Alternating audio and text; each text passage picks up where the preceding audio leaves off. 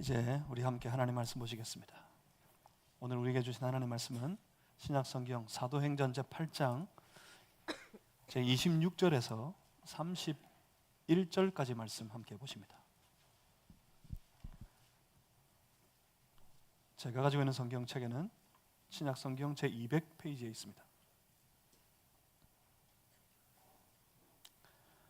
사도행전 8장 26절에서 제31절까지 말씀.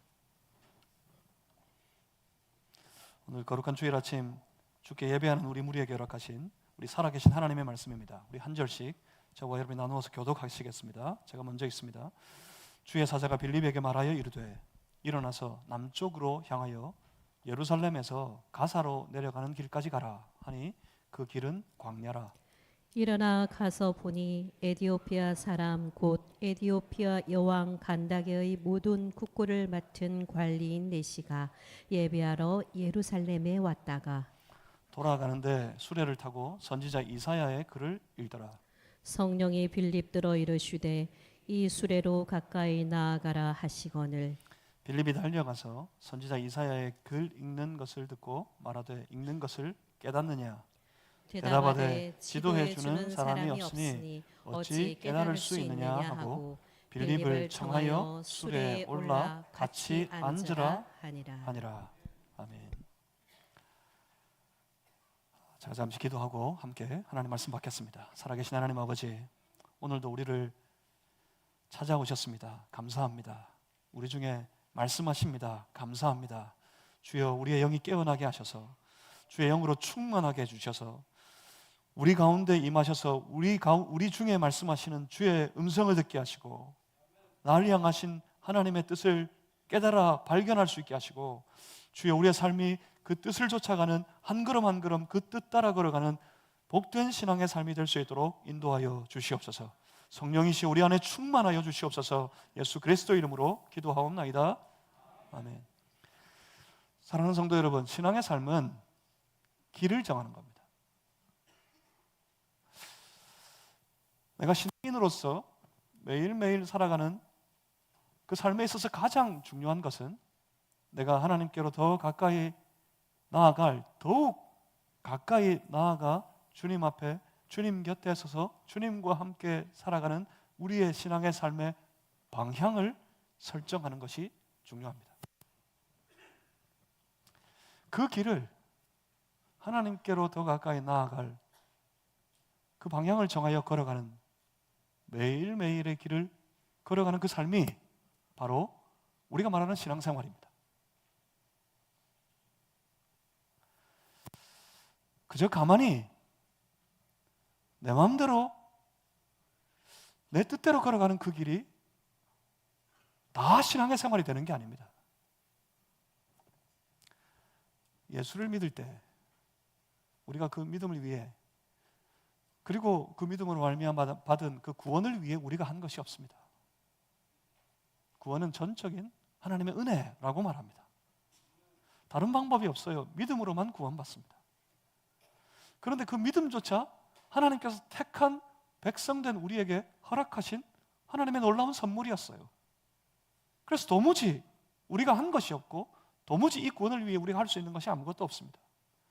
전적인 하나님의 은혜로 말미암아 주께서 택한 주의 사람들에게 그 믿음을 허락하셨고, 그래서 우리가 주를 믿는 믿음으로 반응하였고, 그래서 우리가 구원받은 하나님의 자녀가 됐습니다. 그렇게 구원받은 하나님의 자녀가 된 이후의 삶은 그래요, 하나님께로 더 가까이 나아가는 삶의 길이어야 합니다.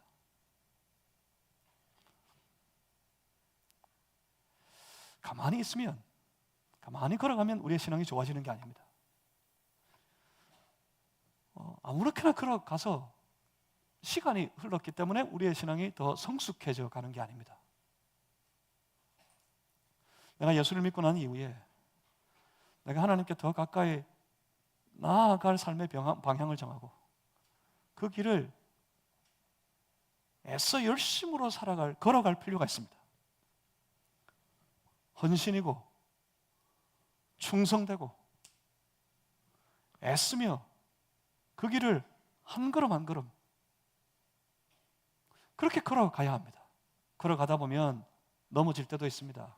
그래서 무릎팍이 깨지기도 합니다. 상처도 입습니다. 그렇지만 그럼에도 불구하고 다시 일어나서 딴 길 아니라 그 방향으로 하나님께 더 가까이 한 걸음 한 걸음 다시 묵묵히 달려가고 걸어갈 때 우리의 신앙은 점점 더 하나님께 가까워지고, 이게 뭐죠? 이게 성숙이에요. 그게 뭐예요? 그게 신앙이 좋아지는 거예요.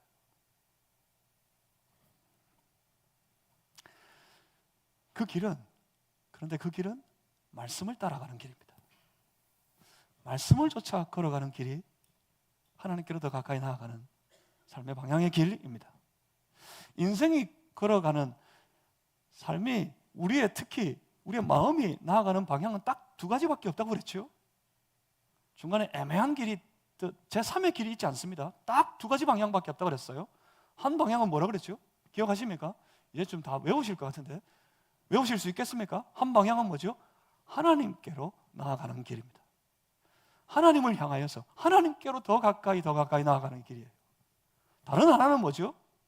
하나님을 반역하여서 하나님을 반대하는 그 반대의 길로 나아가는 길이에요. 그 두 가지 방향밖에 없어요.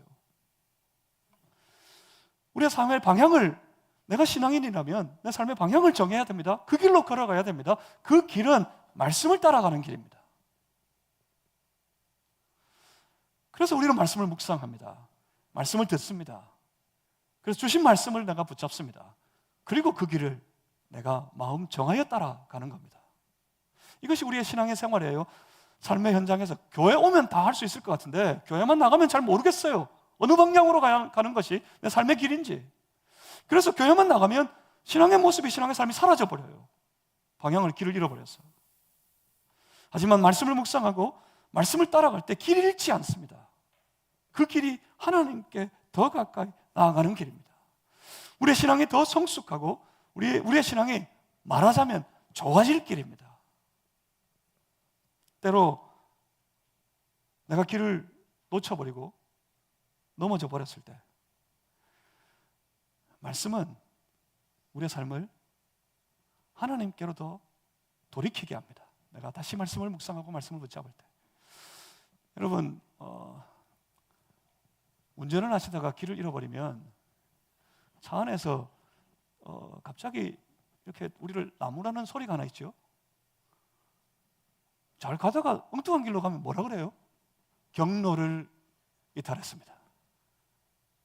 그래서 고집스럽게 내 마음대로 가면 계속해서 그럽니다. 경로를 이탈했습니다. 그 다음 뭐라 그러죠? 다시 검색합니다. 그리고 바른 길로 가도록 자꾸 안내해요. 그래, 그 길로 쫓아가면 다시 제 길을 갈 수 있습니다. 말씀이 그런 역할을 해요. 말씀이 우리의 삶을 비추는 거울이 되고, 말씀이 내 삶을 인도하는 내비게이션이 되고, 그래서 말씀 앞에서 내 삶을 조정하고 정돈하고 말씀이 인도하는 길을 다시 쫓아서 가면 길을 잃지 않습니다. 그런데 자칫 삶의 말씀의 방향을 우리가 잃어버리고 나면 우리는 평생에 그 걸어가는 길이 하나님께로 가까이가 아니라 자기가 정한 방향을 따라 평생 자기 길을 갑니다. 계속해서 말씀을 잃어버린 그 길을 살아가다 보면, 그 길을 걷다가 보면 자기도 모릅니다. 그냥 잘 가는 줄 알아요, 평생에. 그리고 잘 하는 줄 착각합니다, 평생에 말입니다. 사실 유대 사회가 그랬습니다. 그들은 처음부터 철저하게 그렇게 믿었어요. 우리만 하나님께서 택하신 하나님의 백성이다. 우리는 하나님의 선민이다. 그렇게 믿고 살았습니다. 하나님의 선민, 하나님께서 택한 하나님의 거룩한 백성이라고 믿고 그들은 어느새 자기 마음대로 살았어요. 그저 하나님께는 종교적인 행동, 종교적인 활동을 보여줄 뿐, 종교적인 활동으로 매일 살면서 그리고 그러면서 스스로 하나님의 백성이라고 자부하고 자랑하면서 제 마음대로 살았습니다. 이게 맞지 않는다 그랬어요. 하나님의 사람으로 살아가는 신앙의 삶과 자기 마음대로 살아가는 삶은 함께 가지 않습니다. 하나님의 사람은 말씀의 인도를 쫓아갑니다. 세상의 삶은 그를 주장할 권세가 없어서, 아니 악한 권세에 강력하게 사로잡혀서 오히려 자기의 마음대로 자기의 길을 갑니다. 근데 하나님의 사람이라고 자부하는 그들이 제 마음대로 살아가면서 그 삶의 길이 옳은 줄 알고 그렇게 주장하면서 나아갔어요. 근데 주님이 오셨을 때 주께서 그들을 향해 선포하셨습니다. 너희가 아브라함의 후손이라고 생각하지도 마라 그러셨어요. 주께서 그들에게 선포하셨습니다. 너희의 길이 다 틀렸다고. 그렇게 선포하셨음에도 불구하고 저들은 듣지 못했습니다. 아직까지도 저들은 자기들의 길이 맞는 줄 알고 그 길을 가고 있습니다. 정말 마지막까지 그들은 어려울 겁니다. 정말로 어렵습니다. 오순절 성령 강림 이후 힘있게 주의 복음이 예루살렘 땅에 선포되었을 때 그 복음은 온 성을 가득 채웠습니다. 복음이 예루살렘 땅에 가득 메워졌습니다. 수많은 무리들이 놀라운 역사 가운데 주께로 돌아왔습니다. 그런데 놀랍게도 복음은 예루살렘에 갇혔습니다. 예루살렘에 머물러 있습니다. 딱 갇혀버린 것 같아요. 어떤 한계 때문에. 그때 예루살렘에 일어나는 그 선하고 놀라운 현상들, 놀라운 일들 때문에 사도들도 제자들도 그 모든 성도들이 다 스스로 잘하고 있다고 생각했어요. 잘 가고 있다고 생각했어요. 누가 답답합니까? 성령님이 답답하셨어요. 성령님은 말할 수 없이 답답하셨습니다.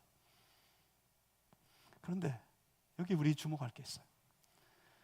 하나님의 사람들, 주의 거룩한 성령의 충만함을 받은 하나님의 사람들, 놀랍게도 주의 성령께서는 그들 안에 충만하신 주의 성령님은 그들의 삶을, 그들의 길을 간섭하십니다. 사람에게는 한계가 있어요. 그렇지만 성령님은 그 한계를 뛰어넘어 역사하십니다. 성령님은 그 한계를 뚫어버리십니다. 복음의 역사는 성령께서 간섭하심으로 인해서 결국 우리 예수님께서 정하신 그 방향을 따라 놀라운 방식으로 계속해서 뻗어가고 전진해 나아갑니다. 여러분, 사도행전을 함께 나누고 있는데 여러분 이 가정에서 여러분 개인의 각자의 자리에서 사도행전 말씀을 한번 계속 쭉 묵상해 보십시오. 처음부터 끝까지. 어차피 주일 아침에는 사도행전의 장면들을 집어서 넘어갈 테니까 중간에 빠진 모든 부분들 그냥 안 듣고 지나가도 되는 게 아닙니다. 다 한번 읽어보십시오. 다 읽고 묵상해 보십시오. 사도행전을 이해하는 가장 중요한 방법 중에 하나가 사도행전 말씀을 처음부터 묵상하고 읽으시면서 방향을 확인하는 겁니다. 그 방향은 바로 다름 아니라 예수님께서 말씀하신 것 그대로 예루살렘에서부터 온 유대와 사마리아와 땅 끝을 향하여 뻗어나아가는 복음의 길입니다. 그 길을 이해하고 그 길을 잘 쫓아가다 보면 사도행전이 보입니다. 그리고 그 속에서 역사하시는 성령님의 놀라운 역사가 보이게 될 겁니다. 보십시오. 아직 복음이 예루살렘에 머물러 있을 때 복음은 온 예루살렘 땅에 아주 왕성하게 선포되었고 온 예루살렘 땅에 아주 팽팽하게 확장되었습니다. 하지만 예루살렘을 벗어나지는 못합니다. 예루살렘 성전을 중심으로 머무르려고 하는 그 신앙적인 한계 때문에 복음은 아주 강력하게 예루살렘 땅에 붙들려 있는 것만 같았습니다. 그런데 그때 예루살렘 교회 안에 갑자기 찾아온 심각한 박해. 이 박해가 놀라운 반전을 만들어냅니다.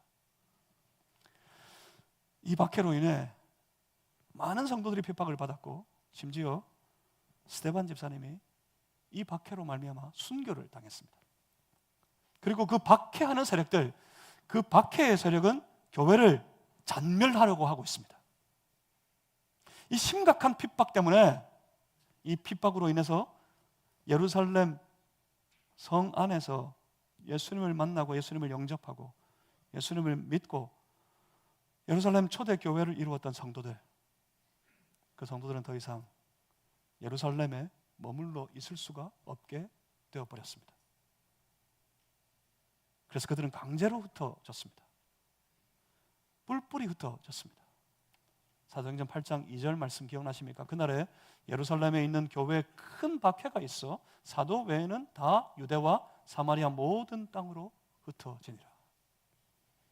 그래서 유대와 사마리아 각 지역으로 예수 믿는 사람들이 흩어졌습니다. 물론 따라갑니다. 누가요? 교회를 박해하는 세력들이. 주 예수 그리스도를 믿는 예수의 사람들이 성령의 강력한 역사를 따라 사방으로 흩어져 갈 때 그 교회를 박해하는 사람, 예수님을 핍박하는 세력, 예수 믿는 사람들을 박해하고 핍박하려는 세력들, 그들도 집요하게 쫓아갑니다. 그렇게 따라가는 사람 중에 한 사람이 여러분 잘 아시는 사울입니다. 사울이 그 길을 따라가는 거였어요. 뭐 하려고? 잔멸하려고. 다 잡아다가 제사장에게 바치려고. 강력하게 핍박의 세력도 쫓아다닙니다. 하지만 어떻습니까? 사탄의 세력은 결코 복음의 확장을, 그리고 하나님 나라의 확장을 막을 수가 없었습니다. 돌아보면 오늘도 마찬가지입니다. 복음이 전해지는, 복음이 선포되어지는 모든 현장마다 예수 그리스도의 이름이 주 예수 그리스도를 믿는 사람들의 삶을 통해 드러나고 나타나는 모든 삶의 자리마다 박해가 있어요. 반대가 있어요. 핍박도 있어요. 사탄의 세력은 아주 교묘하게 그들의 삶을, 그들의 전하는 모든 일들을 방해합니다. 그래서 어떻게 됐습니까? 점점 복음 전하는 일은 어려운 일로 여기게 만들었습니다. 복음 전도가 아주 부담스러운 일이 되게 해버렸습니다.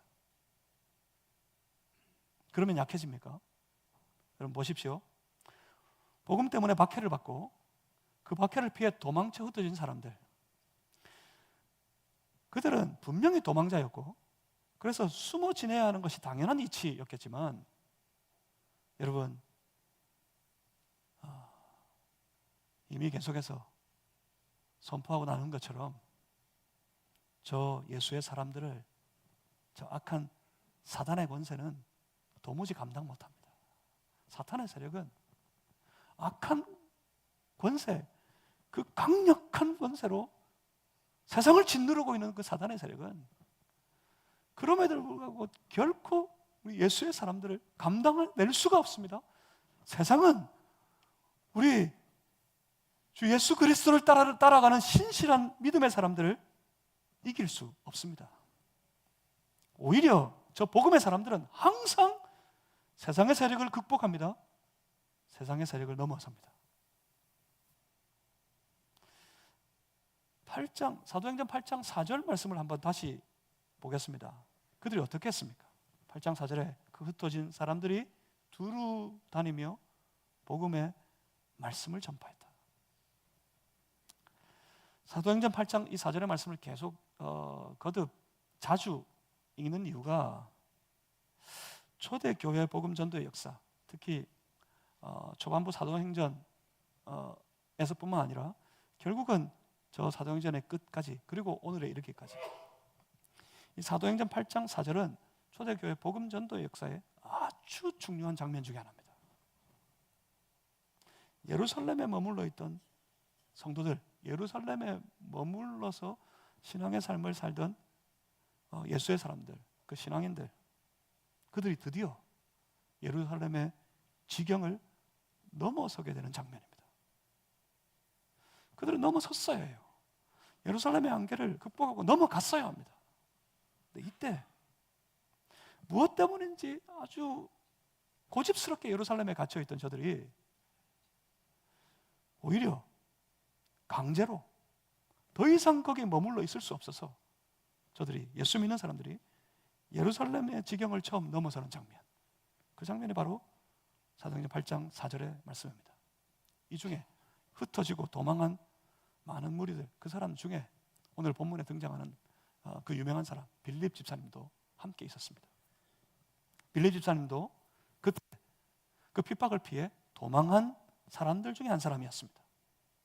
많은 무리들이, 많은 예수 믿는 사람들이 도망쳤습니다.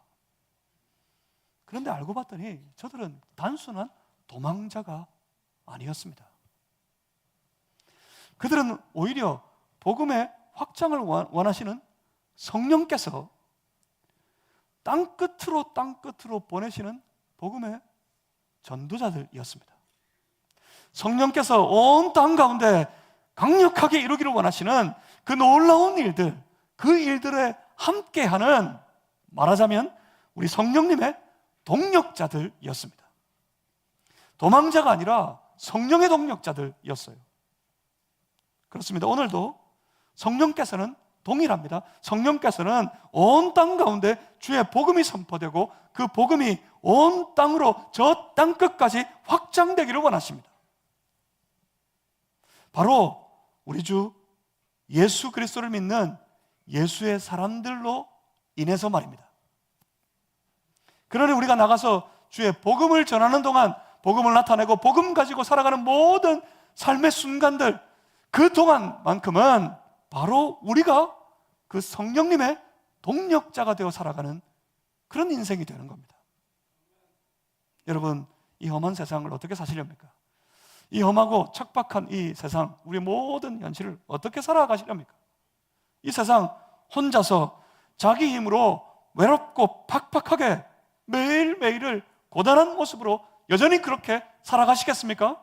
그렇지 않으면 오늘도 강력하게 역사하시는 그 성령께서 이 땅 가운데 우리 예수 믿는 사람들을 통해 이루기를 원하시는 그 놀라운 일들에 함께함으로 말미암아 성령님과 함께하는, 말 그대로 성령님과의 거룩한 동력자가 되어 살아가시겠습니까?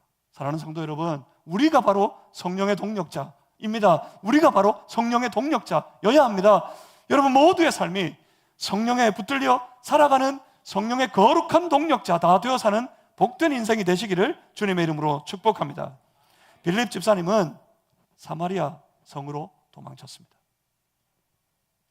그런데 거기서 다른 흩어진 많은 사람들이 흩어진 그 자리에서 두루두루 다니며 주의 말씀을, 주의 복음을 선포했던 것처럼 빌립 집사님도 거기서 그 사마리아 땅에서 얼마나 배척받는 땅, 척박한 땅이었습니까? 그 땅에서 빌립 집사님은 주의 복음을 전했습니다. 그런데 그 사마리아 땅에 수많은 사람들이 주께로 돌아왔습니다.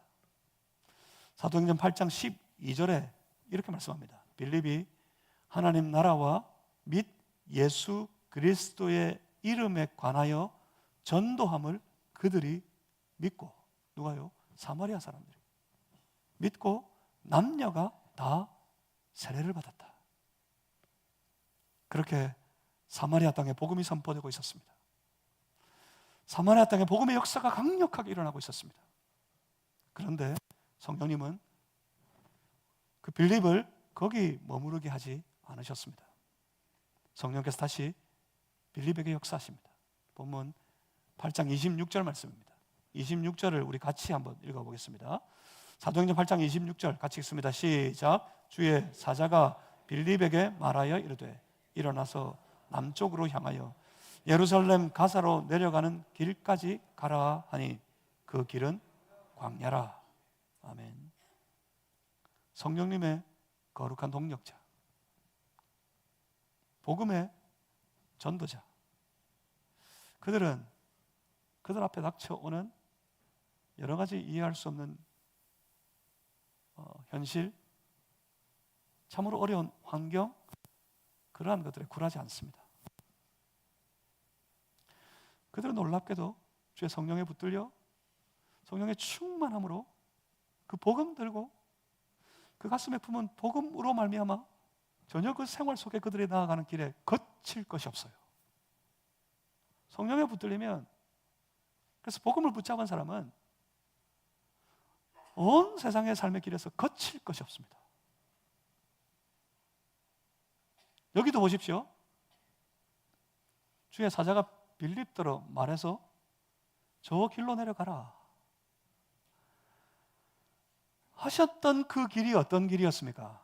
26절 마지막에 뭐라 그러죠? 그 길은 광야라. 광야요?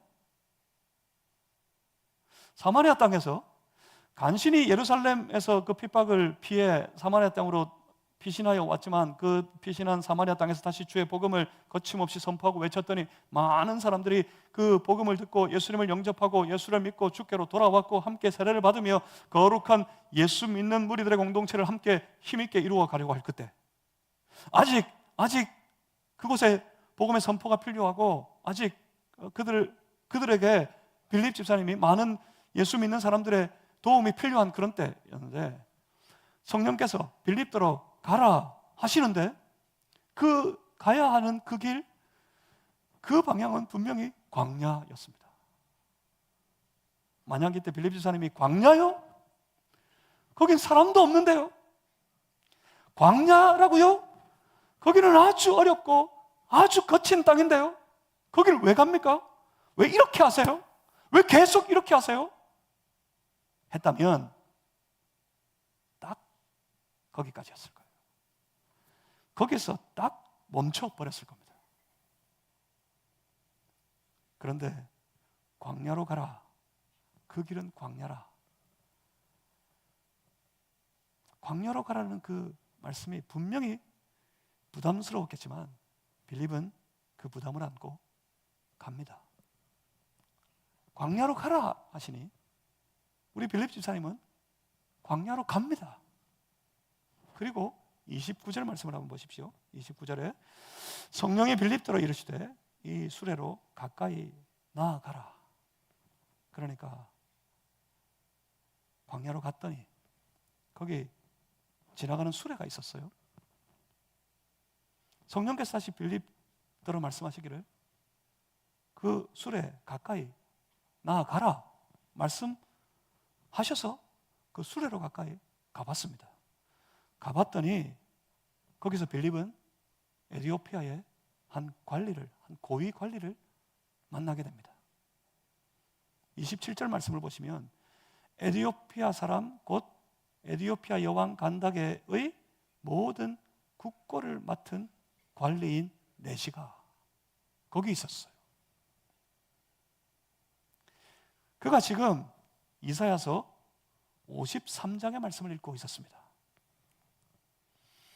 그래서 빌립은 그 이사야 53장의 말씀을 시작으로 하여서 그 에티오피아의 관리에게 예수님이 그리스도, 바로 예수님이 그리스도가 되심을 전도했습니다.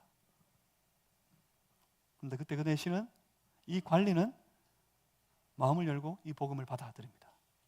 그리고 그 길에서 세례를 받게 됩니다. 전승에 의하면 이 에티오피아 관리는 돌아가서 최초로 저 에티오피아 땅에 복음을 전도하는 전도자가 되었습니다. 주 예수의 복음이 이렇게 저 이방 땅을 향해 뻗어가기 시작한 겁니다. 점점 땅 끝으로 주가 말씀하신 그대로 그 복음은 뻗어가게 됩니다. 복음을 전하는 삶, 전도적인 삶을 사는 것, 내 모든 생활의 모습으로 내 안에 있는 이 복음, 내 안에 내 삶의 주가 되신 예수, 그를 보여주고 나타내는 삶을 사는 것, 그리고 심지어 우리 입술로 예수님이 그리스도시다, 예수님만이 그리스도시다, 예수를 믿으세요. 말하고 외치고 전하는 것, 이건 분명 부담스러운 일입니다. 우리 오늘 살아가는 삶의 현장이 그렇게 만만하고 넉넉하지 않기 때문입니다. 오늘을 사는 세상의 모든 사람들이 더 이상 복음에 호의적이지 않습니다. 아니, 복음을 달가워하지 않습니다. 오히려 복음을 조롱하고 복음에 반대하고 복음을 배척하는 그런 무리들이 되어버렸습니다. 그러니까 그냥 좀 다 모른 채 아주 조용히 복음을 감추어 두고 예수 믿는 믿음의 모양을 좀 뒤로 감추어 두고 그냥 복음을 배척하는 사람들 속에서 그냥 다 잊어버린 채 그냥 살아가면 분명히 훨씬 더 살기 편합니다. 하지만 우리 안에 충만하신 주의 성령은 우리 예수의 사람들을 언제나 충동합니다. 부담스러워도 예수로 살자. 힘겨워도 주 예수를 믿는 믿음으로 살자. 어려워도 주 예수의 그리스도 되심을 외치고 전하자. 주의 성령께서 우리를 충동하십니다. 그래서 우리가 만약 부담스러워도 나가서 외치면, 나가서 보여주면, 나가서 전하는 삶을 살면, 말 그대로 복음 전도적인 삶을 살게 되면 놀라운 일이 하나 벌어지는 게 있어요. 여러분 기억하십니까? 예수님께서 마지막에 승천하시면서 분명히 우리에게 약속하신 것, 이거 항상 기억해 두셔야 돼요. 그러면 세상 끝날까지 내가 너와 함께 있으리라. 이 말씀 기억하셔야 돼요. 그 복음 전도적인 삶을 살아가는 그 삶의 현장에 놀랍게도 예수님이 약속하신 것처럼 주께서 그들과 주께서 바로 우리와 함께 하십니다. 늘 주님 나와 함께 해주세요. 내가 주님의 말씀의 길을 쫓아가는 것, 그 방향을 다 잃어버리고 내 욕심을 위해 내 마음대로 내가 정한 길을 걸어가면서 주님 나와 함께 해주세요. 그래요. 맨날 그렇게 주를 향해서 아주 마치 강요하듯 외치고 부르짖어요. 주님이 그 길에 함께 하시면, 그 길을 도우시면 내가 주를 멀리 떠나는 길을 도우시고 내가 죄 짓는 일을 도우시는 것이 될 텐데 주님 그 길에 함께 하시지 않습니다. 그 길을 함께 걸어가지 않으십니다. 함께 하신다면 돌이키시려고, 다시 말씀 듣게 하시려고, 말씀 들어서 그 말씀의 내비게이션이 우리의 삶을 향해, 우리의 마음을 향해 외치기를 경로를 이탈했으니 다시 이 길로 돌아오세요. 이 길로 돌아서라. 그렇게 말씀하시려고 그 길에 함께 하실 거예요. 주님이 함께하는 인생이 되길 원하십니까? 그러면 이 말씀대로 해보시면 됩니다. 주의 복음 들고 그 복음 전도적인 매일의 삶을 살아가면 분명히 약속하신 그대로 우리 주님은 거기 그들과 함께 하십니다. 그러면 역사가 나타납니다. 빌립이 사마리아 땅에서 복음을 전할 때 놀라운 역사가 나타났어요. 수많은 사람들이 그 빌립의 전도를 듣고 예수를 믿게 됐어요. 세례도 받았어요. 그런데 난데없이 성령이 그를 충동하여서 광야로 가라 하십니다. 광야로 가라 하시니까 광야로 갔습니다. 갔더니 생각지도 않은 사람을 만나게 되었어요. 그것으로 인해서 주의 복음이 뜻밖의 저 에디오피아 땅까지 뻗어가게 되었던 것처럼, 바로 그것처럼 말입니다. 우리가 나가서 복음 전하면, 복음을 나타내고 복음 보여주는 삶을, 그런 생활을 살아가면 주께서 분명히 우리와 함께 하십니다. 주께서 우리와 함께 하시면 우리의 삶 속에서 놀라운 일을 이루어 주십니다. 예비된 영혼들을 만나게 하시고요, 그들에게 우리 안에 있는 이 구원의 감격이신 예수 그리스도를 보여주게 하시고요, 그래서 어찌하든지 주께서 원하시는 대로 주의 복음은 우리로 말미암아 사방으로 뻗어 가게 될 것입니다. 사랑하는 성도 여러분, 우리 안에는 우리를 구원한 주의 복음이 있습니다. 그 복음 때문에 기뻤어요. 내가 구원받아서 기뻤어요. 그 복음으로 말미암아 날 구원하신 예수께 감사했습니다.